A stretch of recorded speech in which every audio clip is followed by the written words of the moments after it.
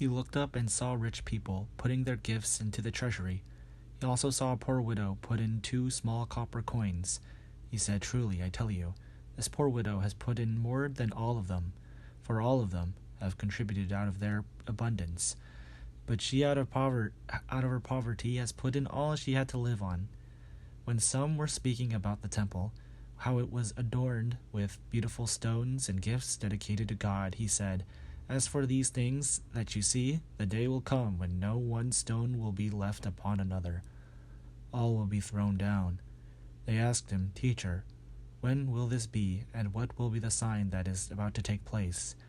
And he said, "Beware that you are not led astray, for many will come in my name and say, 'I am he,' and the time is near. Do not go after them. When you hear of wars and insurrections, do not be terrified, for these things must take place first, but the end will not follow immediately." Then he said to them, "Nation will rise against nation, and kingdom against kingdom. There will be great earthquakes, and in various places famines and plagues, and there will be dreadful portents and great signs from heaven. But before all this occurs, they will arrest you and persecute you. They will hand you over to synagogues and prisons, and you will be brought before kings and governors because of my name. This will give you an opportunity to testify. So make up your minds not to prepare your defense in advance, for I will give you words and a wisdom that none of your opponents will be able to withstand or contradict. You will be betrayed even by parents and siblings, by relatives and friends, and they will put some of you to death. You will be hated by all because of my name, but not a hair of your head will perish. By your endurance you will gain your souls. When you see Jerusalem surrounded by armies, then know that its desolation has come near. Then those in Judea must flee to the mountains, and those inside the city must leave it, and those out in the country must not enter it, for these are days of vengeance, as a fulfillment of all that is written.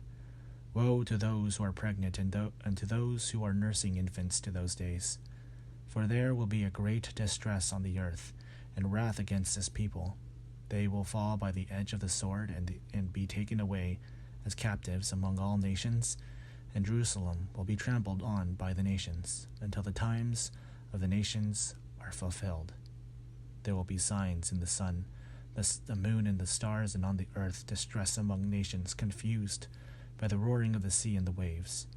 People will faint from fear and foreboding of what is coming upon the world, for the powers of the heavens will be shaken. Then they will see the Son of Man coming in a cloud, with power and great glory. Now when these things begin to take place, stand up and raise your heads, because your redemption is drawing near. Then he told them in a parable, Look at the fig tree and all the trees. As soon as they sprout leaves, you can see for yourselves and know that summer is already near.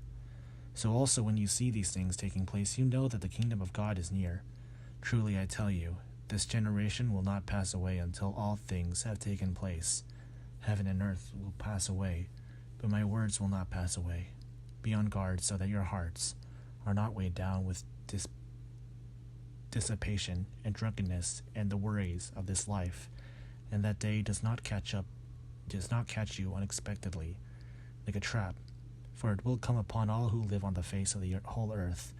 Be alert at all times, praying that you may have the strength to escape all these things that will take place and to stand before the Son of Man.